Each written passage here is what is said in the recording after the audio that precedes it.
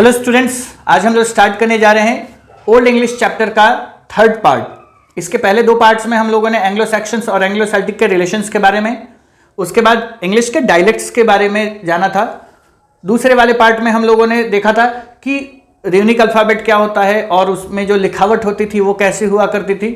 इसके अलावा हम लोगों ने लैटिन के इन्फ्लुएंस के बारे में पढ़ा था कि अंग्रेजी भाषा में लैटिन भाषा के कौन कौन से प्रभाव देखने को मिले थे। आज हम लोग उसके आगे बढ़ते हैं और आज हम लोग पढ़ने जा रहे हैं Scandinavian influence on Old English. देखिए आगे कहता है, the second major linguistic invasion of English came as a result of the Scandinavian attacks on England. कहता है कि भाषा में, यहां पे देखिए लिंग्विस्टिक इन्वेजन वर्ड यूज किया है। देश में इन्वेजन यानी देश में आक्रमण, देश में घुसपैठ, लेकिन लिंग्विस्टिक इन्वेजन का मतलब कि भाषा में, हम लोग चूंकि देश के बारे में नहीं भाषा के बारे में पढ़ रहे हैं, तो लिंग्विस्टिक इन्वेजन का मतलब हो गया कि एक भाषा में दूसरे भाषा की घुसपैठ, एक भाषा पर दूसरे भाषा का आक्रमण। तो कहता है कि जो दूसरा बड़ा भाषाई आक्रमण था अंग्रेजी के ऊपर वो था स्कैंडिनेवियन का, जब वो लोग इंग्लैंड में आए। They were the Germanic inhabitants of Norway, Sweden and Denmark who as one time neighbors of the Anglo-Saxons in 5th century Europe were closely related to them in blood and languages। अब एक चीज जरा सोचिए कि एक ही जगह से Anglo Saxons भी आए थे और एक ही जगह से स्कैंडिनेवियंस भी आए थे। मतलब एक ही जगह कहने का मतलब आसपास के इलाके से। जैसे आप किसी एक जिले में रहते हैं तो जिले के अलग अलग अनुमंडल, मान लीजिए कि एक अनुमंडल के निवासी वो थे, एक अनुमंडल के निवासी ये थे, तो निश्चित है कि जब आप एक ही जिले में रहेंगे, भले अलग अलग अनुमंडल में रहेंगे, तो आपका रहन सहन, आपकी भाषा, आपकी संस्कृति काफी हद तक मिलती जुलती होगी। तो जिस प्रकार एंग्लो सैक्सन्स आए, उन लोगों ने एंग्लो सेल्टिक्स लोगों को पराजित किया और फिर वहां पे अपना कब्जा कर लिया, वहां पे राज करने लगे। तो लगभग 100-200 सालों के बाद या 100-150 सालों के बाद उसी इलाके से कुछ और लोग आए, जिन लोगों का अब युद्ध किससे हुआ? एंग्लो सैक्सन्स थे। चूंकि उनकी भाषा और उनकी शैली, उनकी हर चीज काफी मिलती जुलती थी, वो एक दूसरे के रिश्तेदार भी थे, एक दूसरे से ब्लड में भी मिलते जुलते थे, रहन सहन संस्कृति में भी मिलते जुलते थे, तो निश्चित था कि उनका प्रभाव भी इनके ऊपर ज्यादा होने वाला था। तो यही कहता है कि जो स्कैंडिनेवियंस थे वो भी जर्मनी के ही मूल निवासी थे। जैसे ये लोग भी, एंग्लो सैक्सन्स भी जर्मनी के मूल निवासी थे, स्कैंडिनेवियंस भी जर्मनी के मूल निवासी थे, जिन जगहों को नॉर्वे, स्वीडन और डेनमार्क कहा जाता है।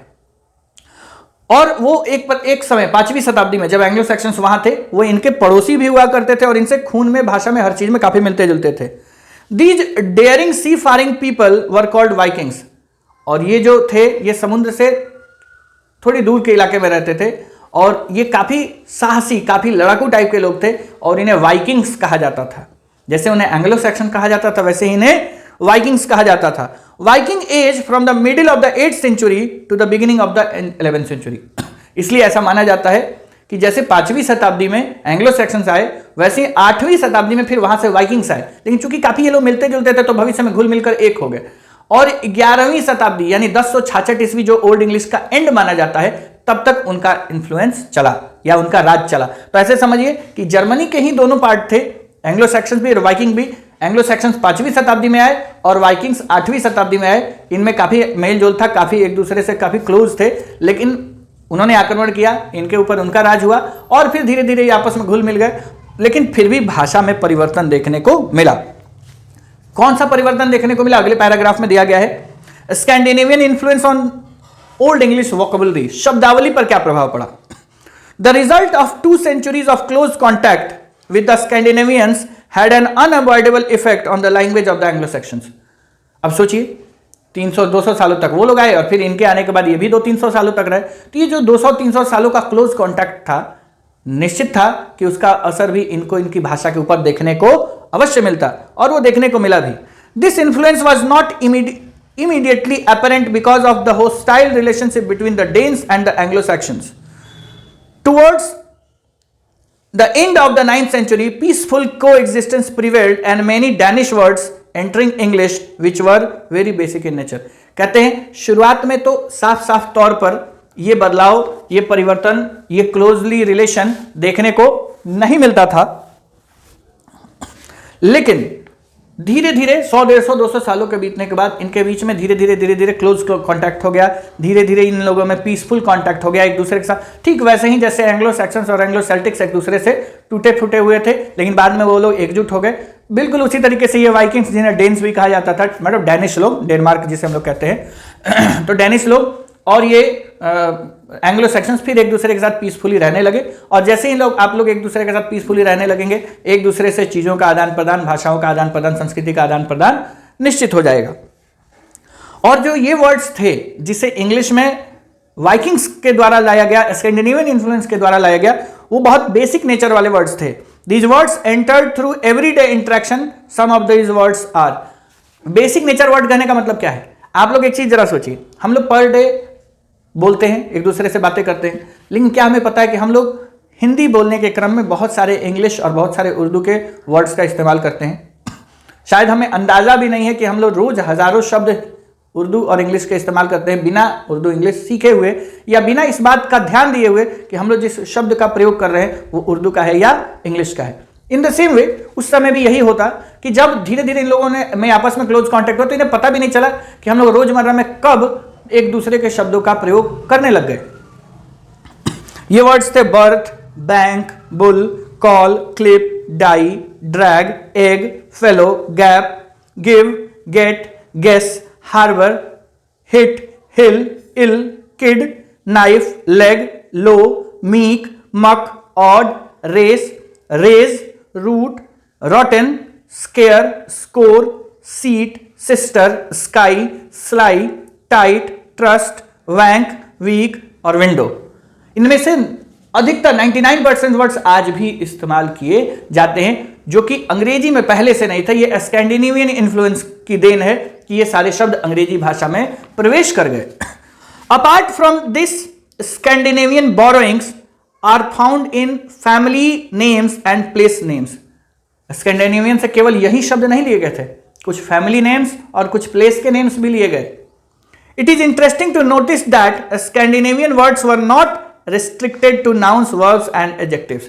अब बड़ी आपको आश्चर्य होगा, आप जैसे मान लीजिए मैंने कहा मुझे अपना फोन दो और मुझे तुम फोन करना, इन दोनों शब्दों में मैंने फोन शब्द का इस्तेमाल किया, लेकिन आपसे जब मैंने फोन मांगा तो वो फोन आपकी वस्तु थी यानी नाउन, और जब मैंने आपको कहा फोन करना तो ये नाउन क्या बन गया? वर्ब बन गया।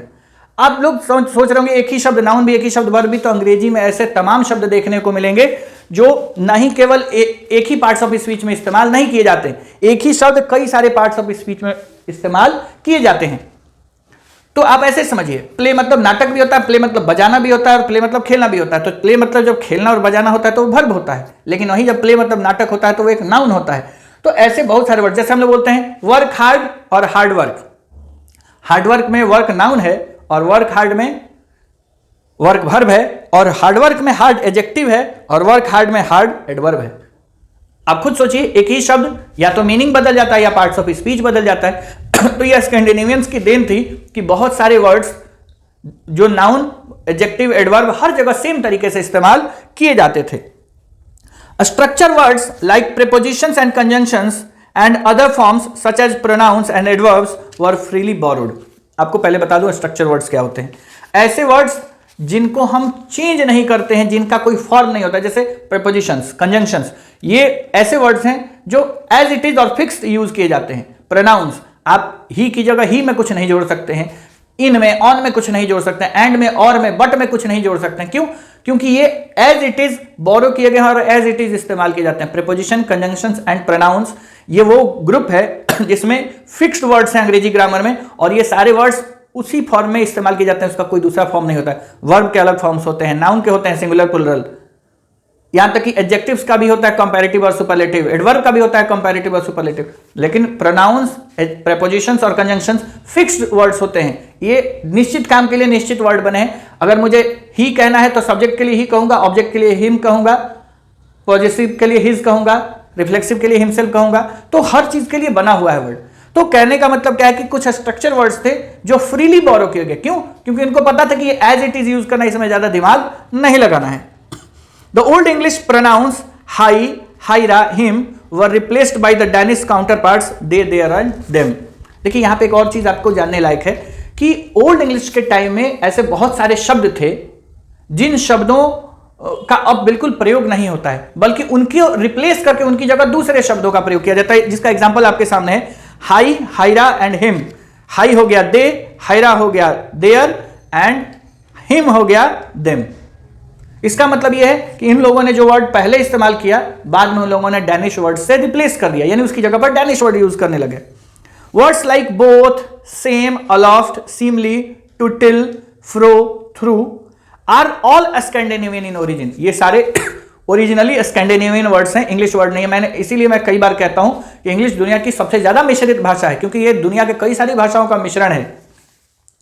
But the most remarkable borrowing is are the plural form of the most basic verb in English to be। और जो सबसे बेसिक चीज और सबसे बेस्ट यूजफुल चीज इन लोगों ने बोरो किया स्कैंडिनेवियन से, तो वो था आर। बी वर्ब होता, बी वर्ब का बी मतलब होना, जिसका यूज हम लोग किसी व्यक्ति के कंडीशंस को बताने के लिए, स्टेट को बताने के लिए करते हैं। मैं एक शिक्षक हूं, आई एम अ टीचर। आप एक विद्यार्थी हैं, यू आर अ स्टूडेंट। तो देखिए मैंने आपने लिए एम लगाया, आपके लिए आर लगाया। ही इज अ टीचर, वह एक शिक्षक है। दे आर डॉक्टर्स, वे लोग डॉक्टर हैं। यानी कि जो भी हम लोग इज़म आर यूज करते हैं, वाजवर यूज करते हैं, बी, बीन और बीइंग यूज करते हैं, ये सभी बी वर्ब्स होते हैं। तो बी वर्ब में एक प्लूरल फॉर्म इंट्रोड्यूस किया गया आर। ये भी स्कैंडिनेवियन बोरोइंग ही है, यानी स्कैंडिनेवियन भाषा से ली गई शब्द ही है। Thus, the Scandinavian influence on Old English extended beyond the vocabulary to touch the grammatical system as well। और इस प्रकार हम लोगों ने देखा कि स्कैंडिनेवियन इन्फ्लुएंस जो है वो सिर्फ शब्दों तक सीमित नहीं रहा, बल्कि इसने शब्दों से बाहर जाके ग्रामर में, ग्रामेटिकल स्ट्रक्चर में भी प्रभाव डाला, जिसे आज भी हम महसूस करते हैं। अब आगे बढ़ते हैं। अगला पार्ट है ओल्ड इंग्लिश लिटरेचर। मैं इसको पढ़ा दूं ताकि ये चैप्टर पूरी तरीके से खत्म हो जाए। थोड़ा बहुत बचा है इस पार्ट में, इसको हम लोग फिनिश करते हैं। देखिए लिटरेचर मतलब कथाएं, कहानियां, साहित्य, इसको हिंदी में कहते हैं साहित्य। तो ओल्ड इंग्लिश टाइम में चूंकि पढ़ने लिखने का बहुत ज्यादा प्रचलन नहीं था, तो उस जमाने के बहुत सारे वर्ड्स वगैरह अब देखने को नहीं मिलते हैं। सॉरी, वर्ड्स क्या, कथाएं कहानियां देखने को नहीं मिलती। इसी वजह से इसे डार्क एज भी कहा जाता है। लेकिन ऐसा नहीं है कि 500-600 सालों में ऐसा कुछ हुआ ही नहीं होगा जिसे अभी तक बचा के नहीं रखा गया। थोड़ी बहुत चीजें हैं जिसके बारे में जो बड़े बड़े भाषाविद हैं वो बताते हैं।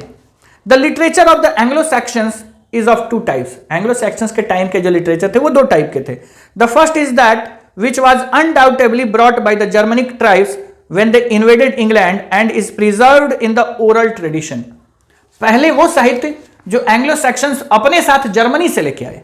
आप ऐसे समझिए कि आप किसी शहर में किराए पर रहने जाते हैं, तो निश्चित है कि घर से खाली हाथ तो नहीं आते हैं, कपड़ा लत्ता थोड़े बहुत सामान आप घर से लेके आते हैं, और फिर जब वहां रहने लगते हैं तो कुछ चीजें वहां पे आप खरीदते हैं अपने आप को सेटल करने के लिए। तो इन द सेम वे ये लोग कुछ वैसी कथाएं कहानियां जो ये जर्मनी से लेके आए अपने साथ, लेकिन वो कथाएं कहानियां लिखित रूप में नहीं थी, वो ओरल ट्रेडिशन में थी। जैसे पुराने जमाने के जो गीत होते थे, लोकगीत होते थे, कहानियां होती थी, वो दादा दादी वगैरह लोग सुनाया करते थे और वही ओरली ट्रांसफर होता चला जाता था, उसका कोई लिखित स्वरूप नहीं मिलता है। The second is manifest in the songs, poems and religious writings found in manuscripts produced when literacy came to England. और जो दूसरा साहित्य है वो तब का है जब इंग्लैंड में साक्षरता की शुरुआत हुई, और उस समय की जो कविताएं हैं, गाने हैं और धार्मिक लेखन है जिसे हाथों से लिखा गया था, मैन्युस्क्रिप्ट को हस्तलिपि कहते हैं, उसे हाथों से लिख के रखा गया। Unfortunately only a fragment of Old English poetry has survived and the manuscripts are the following. देखिए आज हम लोगों के पास लोहे की अलमारी है, एक से एक धातु की चीजें हैं जिसकी सहायता से हम लोग अपने साहित्य को, अपने मूल्यवान चीजों को संभाल के रख सकते हैं। लेकिन हो सकता है कि उस समय उनके पास वो साधन संसाधन न रहे हों, जिससे उनकी हस्तलिपियां भी उतनी सुरक्षित नहीं रह गई। ठीक वैसे ही जैसे हम सब जानते हैं कि हमारी जो नालंदा यूनिवर्सिटी थी, नालंदा यूनिवर्सिटी की बहुत सारी हस्तलिपियां अलग अलग देशों में उस समय तक चली जा चुकी थी जब तक वहां पे आक्रमण हो, यानी वहां पे आक्रमण होने से पहले कई सारी चीजें वहां से दूसरी भाषाओं में ट्रांसलेट होकर अलग अलग नेपाल, चाइना, बर्मा, जापान, अलग अलग देशों में जा चुकी थी। नहीं तो आज हमें उसका कुछ भी प्रमाण या कोई भी उस समय की बात पता नहीं चलती। उसी तरीके से मैन्युस्क्रिप्ट्स जो थे वो अलग अलग जगहों पर इधर उधर ट्रांसफर हो गए होंगे, कहीं सुरक्षित रख दिए गए होंगे। तो जो थोड़े बहुत बचे उसके बारे में हम लोग जानते हैं, बाकी कोई बचा ही नहीं, इसलिए हम लोग उसके बारे में कुछ नहीं जानते हैं। कहता है only a fragment of English poetry has survived and the manuscripts are the following: the Beowulf, MS, the Junius, MS मतलब मैन्युस्क्रिप्ट, हस्तलिखित है, the Exeter book and the Vercelli book. ये 4 किताबें हैं लिटरेचर की जो उस समय की थी, जिसमें से 2 मैन्युस्क्रिप्ट्स हैं हाथ से लिखी हुई। The golden period of English literature was the era of king Alfred. देखिए एक राजा हुए जिनका नाम था अल्फ्रेड, उनके टाइम को ओल्ड इंग्लिश टाइम का गोल्डन पीरियड कहा जाता है। क्यों? क्योंकि उस समय मतलब उन्होंने साक्षरता पर ध्यान दिया, यहां तक कि दूसरे देश से पढ़े लिखे लोगों को बुलाया ताकि अपने यहाँ के साहित्य को वो ट्रांसलेट करवा सकें, अपने यहाँ के लोगों को शिक्षित कर सकें। He was a scholar, soldier, law giver and ruler. वो एक बहुत ही अच्छे विद्वान, बहुत ही अच्छे सैनिक, बहुत ही अच्छे न्याय को मानने वाले न्यायप्रिय व्यक्ति थे और एक बहुत ही अच्छे शासक थे। When he became king, there were not enough scholars to read the Latin service books and the early Christian literature. जब वो राजा बने तो उस समय लैटिन भाषा में लिखी हुई बहुत सारी चीजों को कोई पढ़ने समझने वाला नहीं था। King Alfred brought in teachers and scholars from abroad and he himself set out to translate many of the works in Latin into West section including Bede's history. उन्होंने, क्योंकि लैटिन भाषा उस समय की विश्व की भाषा थी, तो उन्होंने दूसरे देशों से अच्छे अच्छे जानकार लोगों को बुलाया और लैटिन भाषा में कुछ, पहले तो कुछ कथाएं कहानियां लैटिन भाषा में ट्रांसलेट करवाई और फिर उसके बाद उसे सेक्शंस की भाषा में ट्रांसलेट करवाया, जिसमें उन्होंने खुद भी लिखने में काफी ज्यादा मेहनत किया। जिसमें एक किताब थी beds history. The most notable work inspired by Alfred was the Anglo Saxons Chronicle. और इसमें सबसे जो बेहतर चीज उनके समय में लिखी गई वो था एंग्लो सैक्सन्स क्रॉनिकल। क्रॉनिकल का मतलब क्या होता है, कौन कौन समय में कौन कौन सी घटना हुई, कब कौन सा आक्रमण हुआ, कब कौन राजा बने, ये सारी चीजें क्रम के अनुसार उन्होंने समय के अनुसार समयबद्ध तरीके से लिखवाई। This book is the first book of English prose and the first continuous history of a European nation in its own language. कहते हैं कि ये इंग्लिश प्रोज की पहली किताब थी और साथ ही साथ यूरोपियन नेशन में कि अपनी किसी भाषा में, यूरोपियन नेशन की अपनी किसी भाषा में ये पहली कंटिन्यूअस हिस्ट्री यानी लगातार इतिहास को व्याख्यात करने वाली किताब थी। द ईयर 1066 1066 ईस्वी को mark the end of the Old English, इसे ओल्ड इंग्लिश का अंत माना जाता है। The Norman conquest made England into little more than a colony of France. जो नॉर्मन कॉन्क्वेस्ट हुआ यानी फ्रेंच लोगों का जो आक्रमण हुआ, उसने अपनी कॉलोनी का मतलब उपनिवेश, तो फ्रेंच लोगों के उपनिवेश के रूप में इसको ढाल दिया। French became the language of the Kings court, justice, governance and education. अब एंग्लो सैक्सन की इंग्लिश थोड़ी दब गई और फ्रेंच भाषा सुपीरियर लैंग्वेज बन गई। राजा के दरबार की भाषा, न्याय की भाषा, सरकार की भाषा, शिक्षा की भाषा सब फ्रेंच हो गई। इसीलिए 1066 और 1150 के बीच के गैप को किसी भी नाम में नहीं दिखाया जाता है, ना ओल्ड इंग्लिश में ना मिडिल इंग्लिश में। ये ना ओल्ड इंग्लिश में था, ये ना मिडिल इंग्लिश में था, ये फ्रेंच लोगों का समय था। The language of everyday speech among the upper class in England was French. रोज आम बोलचाल की भाषा भी जो अपर क्लास थी इंग्लैंड में, वो भी फ्रेंच ही थी, वो भी इंग्लिश नहीं थी। The Normans had no interest in developing and patronising a language such as English. और जो नॉर्मन्स थे, जो फ्रेंच थे, उन लोगों के मन में जरा से भी कोई इच्छा नहीं थी कि वो इंग्लिश जैसी भाषा को संरक्षण दे, उस भाषा में कुछ काम करवाए। उन्हें इंग्लिश भाषा, जिस प्रकार एंग्लो सैक्सन्स को एंग्लो सेल्टिक की भाषा में कोई रुचि नहीं थी, उसी तरीके से फ्रेंच लोगों को इंग्लिश में कोई रुचि नहीं थी। आज भी आपको पता होना चाहिए, फ्रेंच, जर्मन, ऐसी दुनिया की तमाम भाषाएं हैं जिनके यहाँ अपनी भाषा है, जिसका जहां पे अंग्रेजी का प्रयोग न के बराबर होता है। In the absence of adequate patronage, English literary writing almost came to a standstill. अब आप ऐसे समझिए कि किसी व्यक्ति ने जस्ट अभी बिजनेस में पैसा इन्वेस्ट ही किया है कि आज की तरह लॉकडाउन लग गया और उस बेचारे का काम धंधा ठप हो गया। तो अभी बढ़ना शुरू ही किया था कि ठप हो गया। उसी तरीके से इंग्लिश में तो अभी 50-100 सालों से या 50 सालों से लिटरेसी आई ही थी, लोगों ने पढ़ना लिखना शुरू ही किया था, ट्रांसलेशन होना शुरू ही हुए थे कि नॉर्मन कॉन्क्वेस्ट हो गया, फ्रेंच लोगों का आक्रमण हो गया और अंग्रेजी साहित्य की प्रगति, अंग्रेजी में लेखन की जो प्रगति थी वो एक रुकी हुई स्थिति में आ गई। बहती हुई नदी से वो एक बंद तालाब के रूप में आ गई। अब ना उसमें बाहर से कोई पानी आ रहा था, ना ही इससे पानी बाहर निकल पा रहा था। However, it continued to be the language of the masses. लेकिन एक अच्छी चीज थी कि ये आम आदमी यानी मिडिल क्लास और लोअर क्लास के लोगों की बोलचाल की भाषा अभी भी बनी हुई थी। A period of time due to close interaction and intermarriages, English began replacing French. लेकिन ठीक पहले की तरह जैसे पहले से होता आया था, ये फिर धीरे धीरे फ्रेंच लोगों के क्लोज कांटेक्ट में आने लगे और धीरे धीरे आपस में संबंध बनने लगे, आपस में रिश्ते बनने लगे, आपस में शादी विवाह होने लगा और फिर धीरे धीरे वही हुआ जो आज भी इतिहास है कि अंग्रेजी ने फिर से फ्रेंच को ओवरकम करना शुरू किया, उसके ऊपर हावी होना, प्रभावी होना शुरू हो गया। First in the homes and later in the offices and schools. पहले तो घरों में फ्रेंच की जगह इंग्लिश घुसा और फिर धीरे धीरे स्कूल और ऑफिसेज में भी अंग्रेजी मुख्य रूप से इस्तेमाल की जाने लगी। The children of the nobility spoke English as their mother tongue and had to be taught French in school. और एक समय ऐसा आ गया कि अब वहां के जो बच्चे थे अपनी मातृभाषा के रूप में अंग्रेजी और स्कूली भाषा के रूप में फ्रेंच का इस्तेमाल करने लगे। यानी जैसे अभी हम लोग घर पे भोजपुरी बोलते हैं और विद्यालयों में हिंदी का प्रयोग होता है, इंग्लिश का प्रयोग होता है, उसी तरीके से वहां पर घरों में इंग्लिश और विद्यालयों में फ्रेंच भाषा एज अ एक्स्ट्रा लैंग्वेज सिखाई जाने लगी। Thus the English language survived an onslaught of the French rulers। और इस प्रकार अंग्रेजी थी वो अपने आप को सरवाइव करने में, अपने आप को बचा के रखने में, जीवित रखने में कामयाब हुई, यहां तक कि उसने फ्रेंच को नीचे कर दिया और खुद ऊपर हो गई। Moreover England was restored to the kings within 150 years of the Norman conquest. और इंग्लैंड वापस मात्र 150 सालों में ही वापस फ्रेंच के शासन से आजाद होके अपने राजाओं के कब्जे में आ गया, अपने राजाओं के शासन में आ गया। तो इस तरीके से ओल्ड इंग्लिश के बारे में हम लोगों ने जाना कि इसकी जो शुरुआत थी वो 449 ईस्वी में एंग्लो सैक्सन्स के आने से हुई थी, और ओल्ड इंग्लिश का जो अंत है वो नॉर्मन कॉन्क्वेस्ट से माना जाता है कि नॉर्मन कॉन्क्वेस्ट का होना ओल्ड इंग्लिश का अंत था, और फिर नॉर्मन कॉन्क्वेस्ट यानी फ्रेंच का समाप्त हो जाना और फिर से अंग्रेजी का दूसरा अध्याय शुरू हो जाना मिडिल इंग्लिश की शुरुआत मानी जाती। यानी कि ये जो बीच का डिवाइडेशन है, ये जो बीच का डिवीजन है वो नॉर्मन कॉन्क्वेस्ट से है। नॉर्मन कॉन्क्वेस्ट के पहले ओल्ड इंग्लिश और नॉर्मन कॉन्क्वेस्ट के बाद मिडिल इंग्लिश। तो ये जो 449 ईस्वी से लेकर 1066 ईस्वी तक का समय था, ये लैटिन इन्फ्लुएंस का समय था, स्कैंडिनेवियन इन्फ्लुएंस का समय था, किंग अल्फ्रेड का समय था, एंग्लो सेल्टिक्स का समय था और नॉर्मन कॉन्क्वेस्ट के होने का समय था। तो ये रहा हमारा थर्ड पार्ट। और अब अगर आप तीनों पार्ट मिला के एक साथ पढ़ेंगे तो मुझे लगता है कि ये तीनों पार्ट की जानकारी आपको काफी अच्छे से हो जाएगी। मैं पहले धीरे धीरे अलग अलग चैप्टर्स पढ़ाऊंगा और फिर उसके बाद शुरू से हर चैप्टर्स के क्वेश्चन आंसर के भी वीडियोस बनाऊंगा।